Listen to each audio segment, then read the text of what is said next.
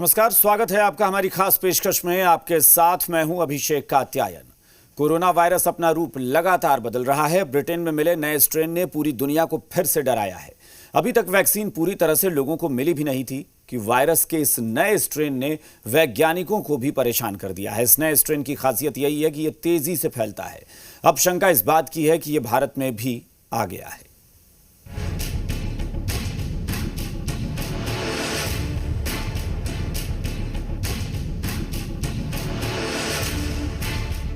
अंतर्राष्ट्रीय एयरपोर्ट पर यूके से आने वाले हर यात्री की जांच हो रही है। भले ही उन्होंने ब्रिटेन में कोरोना की जांच क्यों न करवाई हो, लेकिन भारत सरकार कोई रिस्क नहीं लेना चाहती।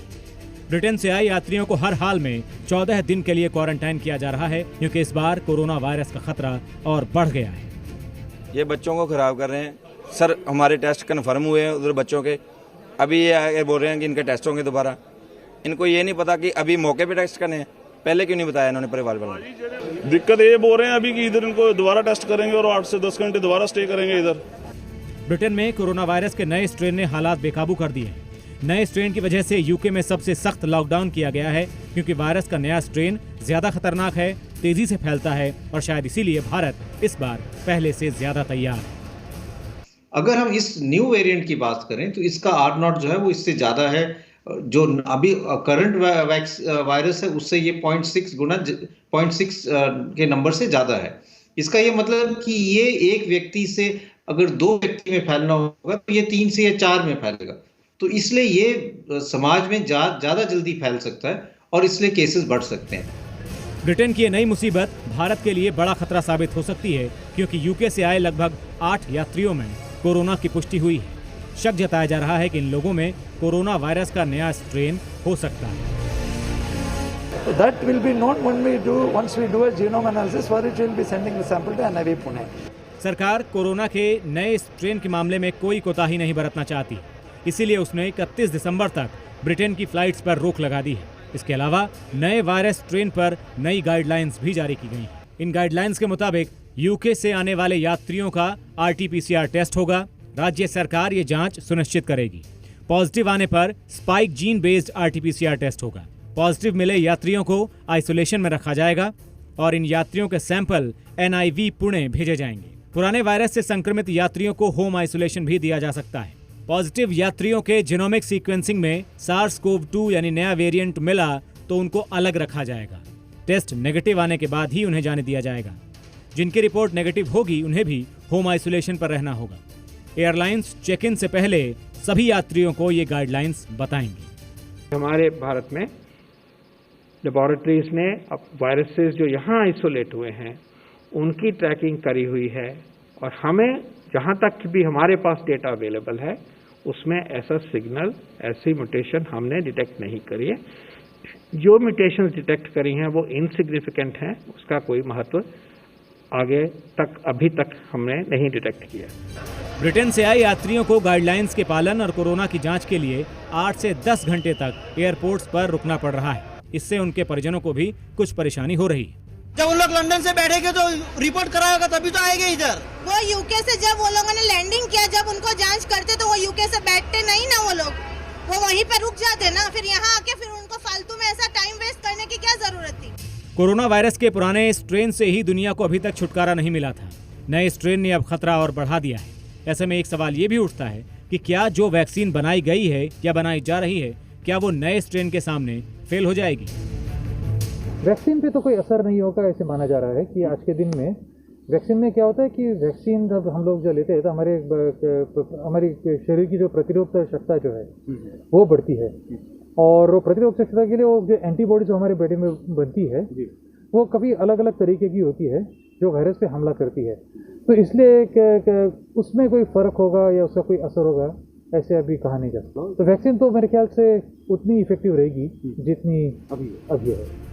कोरोना वायरस का नया स्ट्रेन 70% तक तेजी से फैलता है। मतलब ये है कि अगर कोरोना वायरस का पुराना स्ट्रेन 1 से 2 लोगों में फैलता था तो नया स्ट्रेन 3 से 4 लोगों में फैल रहा है। इसी वजह से ये ज्यादा खतरनाक साबित हो सकता है। ब्यूरो रिपोर्ट, जी मीडिया। कोरोना वायरस के नए म्यूटेशन पर पूरी दुनिया में दहशत है। वैज्ञानिक ये तो मान रहे हैं कि ये बड़ा खतरा है, लेकिन सिर्फ बीमार लोगों की संख्या बढ़ाने के मामले में इस नए स्ट्रेन की वजह से हुई मृत्यु के मामले में अभी तक कुछ भी साफ डेटा सामने नहीं आया है। जी बिहार झारखंड ने एम्स के डायरेक्टर डॉक्टर रणदीप गुलेरिया से इस बारे में खास बातचीत की। उन्हें इस नए वायरस को लेकर क्या उन्होंने कहा, ये आपको सुनाते हैं। अगर हम कोविड-19 या कोरोना वायरस की बात करें तो हमें ये पता है कि ये वायरस जो है ये म्यूटेट करता रहता है, और अभी से अगर हम देखें तो कई म्यूटेशन, 20 से ज़्यादा म्यूटेशन इस वायरस में हो चुके हैं पिछले कई महीनों में।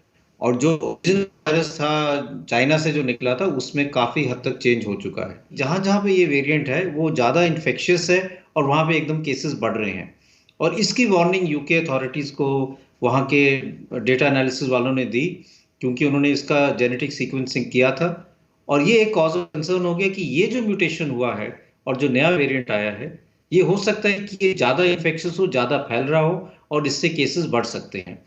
लेकिन ये भी उन्होंने देखा कि इस वायरस के कारण हॉस्पिटल एडमिशंस या डेथ्स जो हैं वो बढ़ी नहीं है।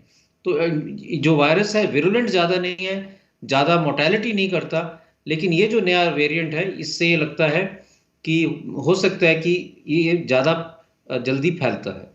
हम जब कह रहे हैं 70% ज़्यादा इन्फेक्शियस है, तो अगर हम ये देखें कि जो ओल्ड वायरस का स्ट्रेन था और जो नया स्ट्रेन है उसमें एक व्यक्ति से कितने ज़्यादा और व्यक्तियों को ये फैल सकता है।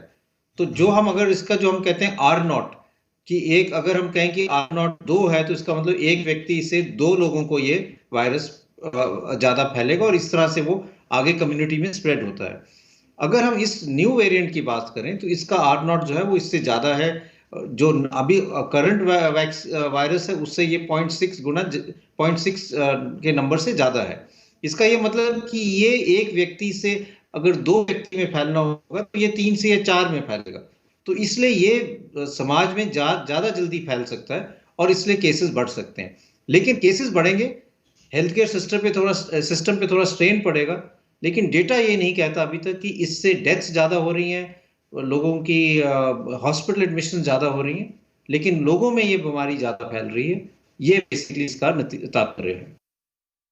भारत में हमारी स्थिति अभी अच्छी, हमारे केसेस बिल्कुल कम हुए हैं। कई जगह पे हम देखें तो बहुत कम केसेस हैं और हम ये इस स्थिति पे है कि हम कह सकते हैं कि काफ़ी हद तक कोविड पे हमारा कंट्रोल है। हॉस्पिटल की एडमिशन्स भी कम है, बेड्स भी अब काफ़ी कम हुए हैं। तो हम ये स्थिति को खोना नहीं चाहते, इसलिए बहुत ज़रूरी है कि चाहे ये स्ट्रेन इतना विरुलेंट ना हो, लेकिन हम ये नहीं चाहते कि हमारे देश में फिर से केसेस बढ़े। इसलिए ज़रूरी है कि जब तक और इन्फॉर्मेशन नहीं आती, डेटा क्लियर नहीं होता, हम पूरी तरह से प्रिकॉशंस लें। और इसलिए